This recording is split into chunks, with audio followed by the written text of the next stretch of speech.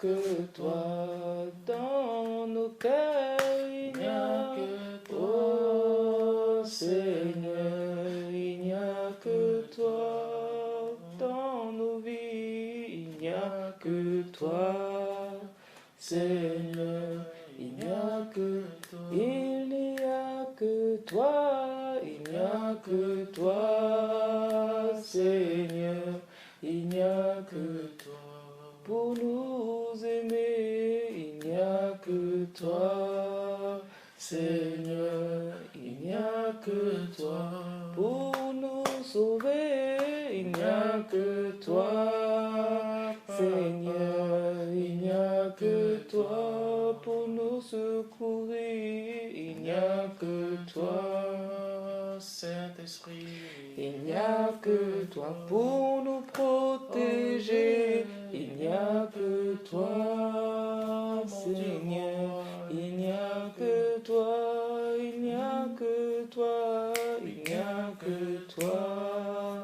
Seigneur, il n'y a que toi dans nos cœurs, il n'y a que toi, Seigneur, il n'y a que toi, il n'y a que toi, il n'y a que toi, Seigneur, il n'y a que toi, il n'y a que toi, Seigneur. Il n'y a que toi pour notre avenir, il n'y a que toi, Seigneur, il n'y a que toi. Il n'y a que toi, Seigneur, il n'y a que toi. Cette nouvelle semaine, il n'y a que toi, Seigneur, il n'y a que toi. Ce début de semaine, il n'y a que toi, Seigneur, il n'y a que toi. Il n'y a que toi, Seigneur, il n'y a que toi, il n'y a que toi, il n'y a que toi, Seigneur, il n'y a que toi. Démarche, il n'y a que toi, Seigneur, il n'y a que toi. Il n'y a que toi, Seigneur, il n'y a que toi. Le Seigneur de toute la terre, il n'y a que toi, Seigneur, il n'y a que toi.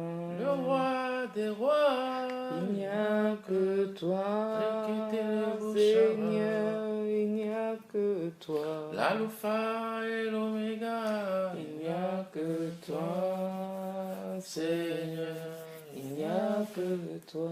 Le commencement et la fin, il n'y a que toi. Celui qui dit un mot et la chose s'accomplit, il n'y a que toi. Celui qui ferme et personne ne peut ouvrir, il n'y a que toi, Seigneur, il n'y a que toi. Oh, celui qui ouvre et personne ne peut fermer, il n'y a que toi. Oh, le Père des esprits, le Dieu de toute la terre. Il n'y a que toi, Seigneur, il n'y a que toi. Nous reconnaissons ton autorité. Il n'y a que toi, Seigneur, il n'y a que toi. Levo sikate, levo yovo sikata, il n'y a que toi, Seigneur, il n'y a que toi. Oh, dans nos vies, il n'y a que toi, Seigneur, il n'y a que toi. Dans nos familles, il n'y a que toi, Seigneur, il n'y a que toi. Dans nos pays, il n'y a que toi, Seigneur, il n'y a que toi. Dans nos sociétés, il n'y a que toi, Seigneur, il n'y a que toi. Oh, parmi ton peuple, il n'y a que toi, Seigneur, il n'y a que toi. Oh, Père très très saint, nous Il n'y t'élèvons. a que toi, Oh Seigneur, il n'y a que toi. nous levons les yeux vers toi ce matin.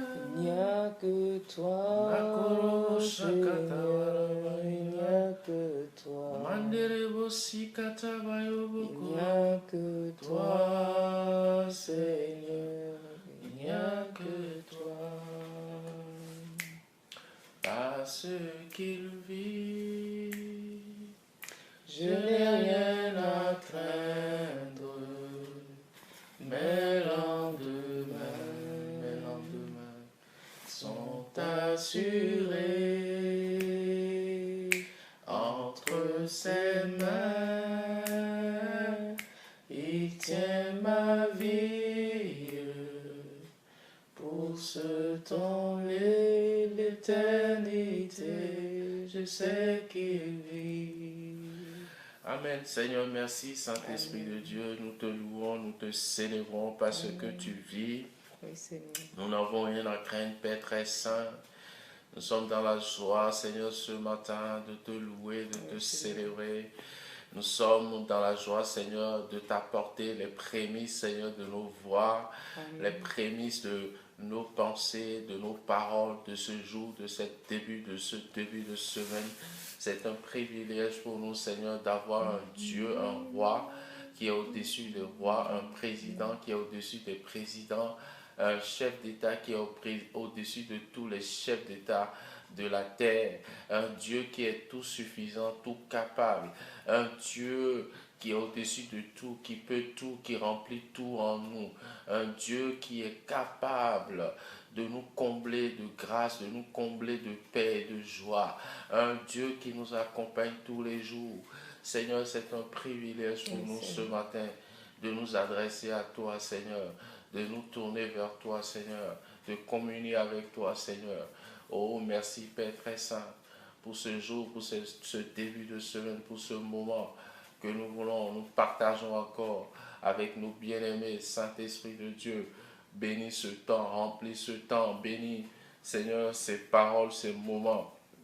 Seigneur, aide-nous ce matin encore à communiquer ta pensée. Aide-nous, Seigneur, à encourager, à éclairer, à édifier, à aider une personne à se relever, à persévérer. Ô Saint-Esprit de Dieu, nous te louons parce que tu es vivant, Seigneur.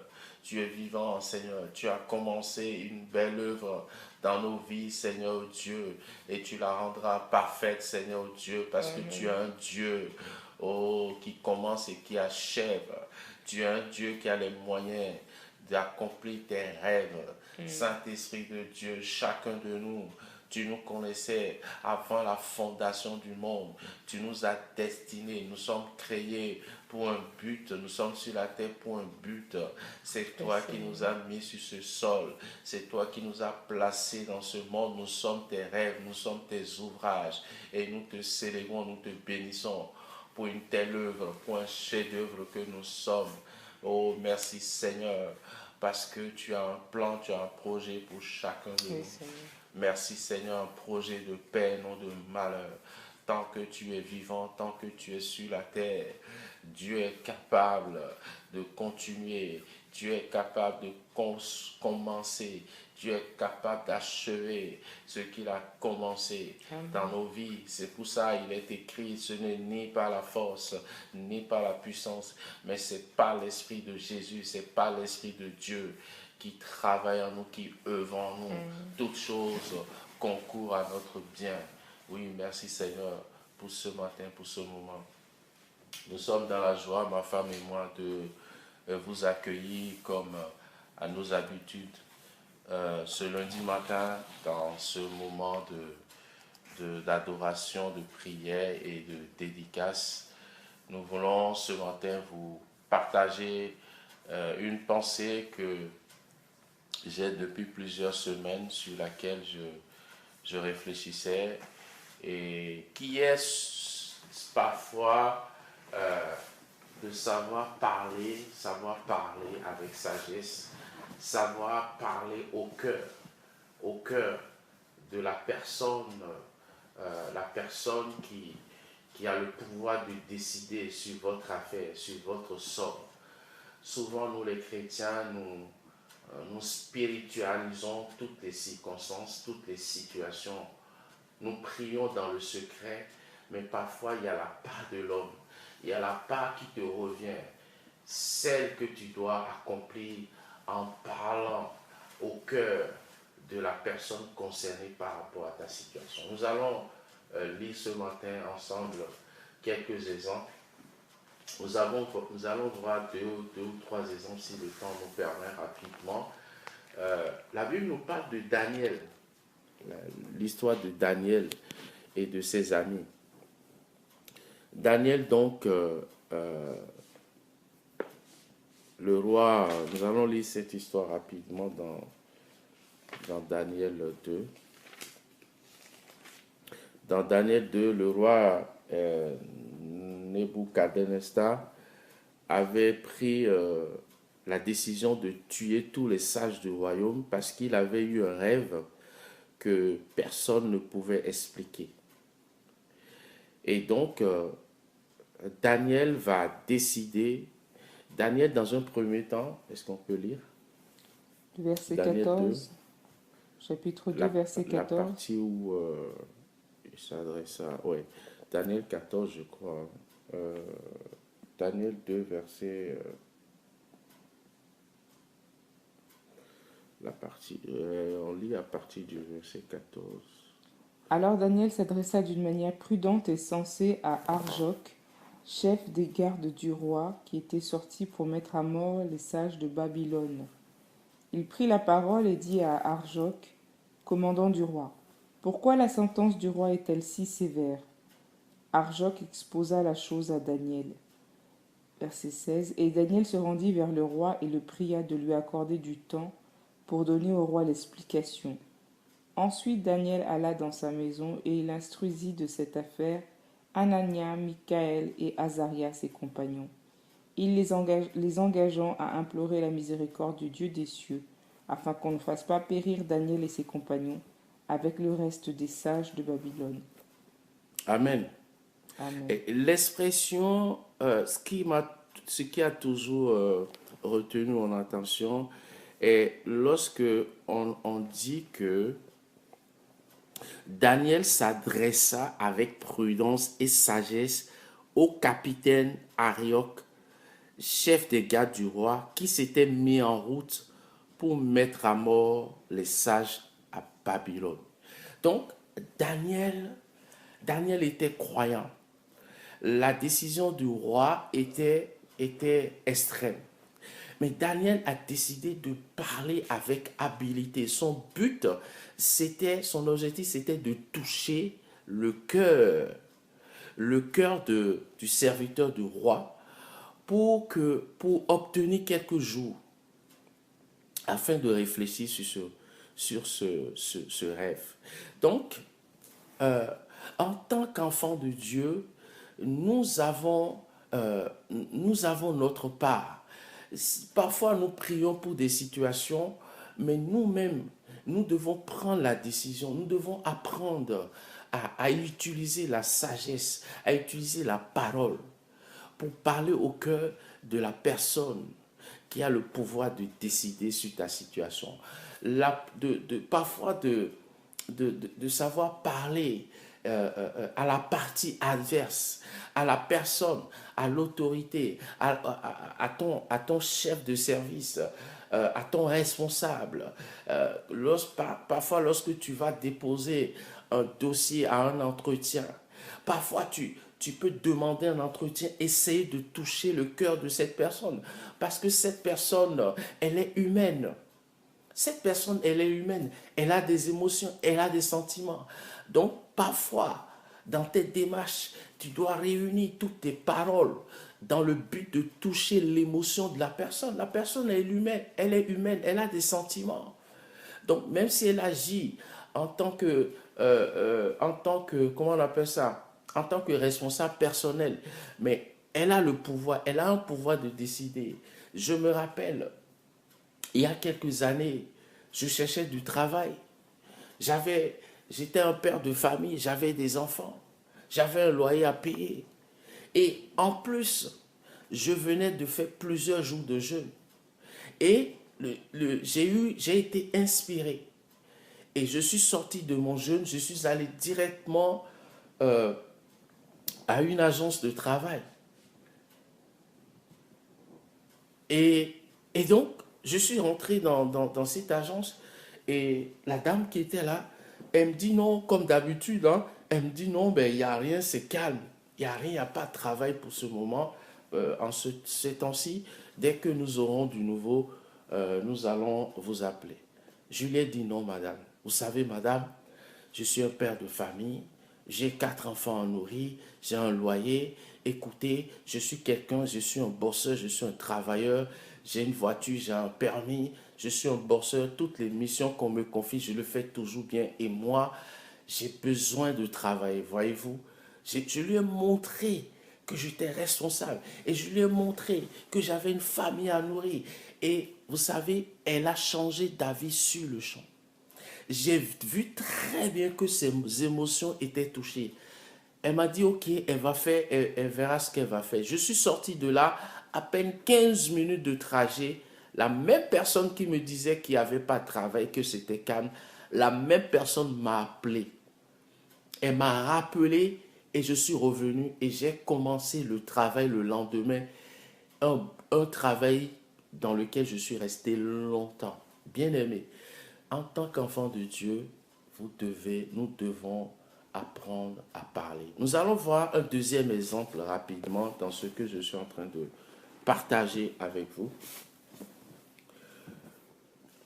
Nous allons voir Esther. Nous allons dans le livre d'Esther. Nous allons voir le livre d'Esther. Pour beaucoup d'entre nous, nous connaissons cette histoire d'Esther. Je vais demander donc,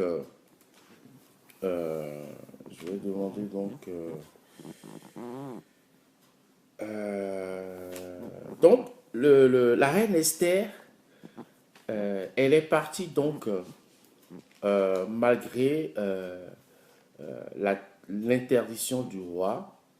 Toute personne dans ce royaume, toute personne qui doit se rendre vers le roi doit être d'abord invitée. Si une personne n'est pas invitée, n'est pas autorisée à se rendre chez le roi, si cette personne se présente, elle devrait être mise à mort. Mais Esther, donc, après avoir prié 3 jours, a pris la décision donc d'aller parler au roi en faveur des Juifs. Et ce qui m'a plu, ce qui m'a touché dans la conduite d'Esther, nous lisons cette histoire dans ça. On va lire dans ma version français courant. Je vais demander à ma lectrice de la lire.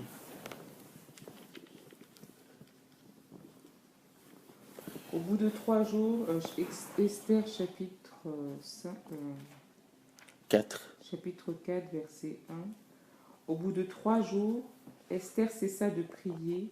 Elle ôta les habits qu'elle portait pour supplier Dieu et mit ses plus beaux vêtements. Dans cette parure solennelle, elle demanda de nouveau l'aide de Dieu qui prend soin de tous les hommes et les préserve du danger. Puis elle emmena avec elle 2 de ses servantes. Elle s'appuyait délicatement sur l'une d'elles, tandis que l'autre la suivait, entraînant sa traîne. Elle était rougissante d'émotion et exceptionnellement belle. Elle montra un visage souriant et aimable, mais la peur lui serrait le cœur. Esther franchit toutes les portes du palais et se présenta devant le roi. Celui-ci était assis sur son trône, paré de tous les ornements royaux. Il était couvert d'or et de pierres précieuses. Son aspect était redoutable. Il leva son regard empreint d'une immense dignité et jeta un regard chargé de colère. Prise de faiblesse, la reine pâlit, elle faillit s'évanouir et appuya sa tête sur l'épaule de la servante qui la précédait. Alors Dieu changea en douceur la colère du roi. Inquiet, celui-ci se leva précipitamment de son trône et prit Esther dans ses bras jusqu'à ce qu'elle revienne à elle. Il la réconfortait par des paroles apaisantes. « Qu'y a-t-il, Esther » lui demanda-t-il. « Je suis là pour te protéger, n'aie pas peur. » Tu ne mourras pas, car l'interdiction de m'approcher ne concerne que les simples citoyens. Viens près de moi. » Il leva alors son sceptre d'or et le posa sur l'épaule d'Esther, puis l'embrassa en disant « Dis-moi ce qui t'amène ici. » « Majesté, répondit-elle, j'ai cru voir un ange de Dieu en te voyant, et j'ai été bouleversée par la crainte que ta gloire m'inspire. Ton aspect est si merveilleux et ton visage est si plein de bonté. » Tandis qu'elle parlait, la reine eut une nouvelle faiblesse. Le roi en fut bouleversé et tous ses serviteurs essayèrent de ranimer la reine. Amen, amen. Waouh! Est-ce que vous voyez la démarche d'Esther? Vous savez, la première fois, peut-être, Esther s'est évanouie vraiment. Mais la deuxième fois, c'était vraiment dans le but de charmer, c'était dans le but de toucher le cœur, de toucher les émotions du roi. C'est dans ce but-là que Esther s'est laissée encore s'évanouir un tout petit peu. C'était dans le but de toucher. Il dit au verset 7, il dit, il leva son visage en point d'une... Oh non, je vais lire plutôt à partir de verset 9. Il dit, qu'y a-t-il, Esther? Lui demanda-t-il. Je suis là pour te protéger, n'aie pas peur, tu ne mourras pas. Car l'interdiction de m'approcher ne concerne que les simples citoyens. Viens près de moi. Il leva, je lis un peu plus loin, il dit, verset 12, il leva alors son sceptre d'or et le posa sur l'épaule d'Esther. Puis il l'embrassa en disant, dis-moi ce qui t'amène ici. Majesté, répondit-elle, j'ai cru voir un ange de Dieu en te voyant et j'ai été bouleversé par la crainte de ta gloire, que ta gloire m'inspire. Est-ce que vous voyez comment la reine Esther s'exprime? Elle est en train de parler au cœur du roi. Elle est en train de toucher. Elle est en train de louer le roi. Elle est en train de vouloir toucher ses émotions. Et en tant qu'enfant de Dieu, nous devons, lorsque nous sommes dans nos démarches, lorsque nous sommes en train de vouloir solutionner un problème, nous devons utiliser tous les atouts. Nous devons utiliser tous les atouts pour toucher le cœur de notre interlocuteur, pour toucher le cœur de la personne qui a le pouvoir de décider. Tu as prié dans le lieu secret. Oui, le Saint-Esprit va faire sa part, mais le Saint-Esprit a besoin de tes paroles pour les moindre, pour les transformer. Parce que l'homme qui est devant toi, les hommes qui sont devant toi, ils ont des émotions. Ils ont des émotions que tu peux toucher en ta faveur. Tu peux incliner en ta faveur. Amen. Amen. J'espère que vous êtes en train de comprendre la pensée que je partage avec vous. La Bible dit, nous allons lire rapidement un verset. Nous allons lire Jean 7. Nous allons voir l'exemple de notre Seigneur Jésus.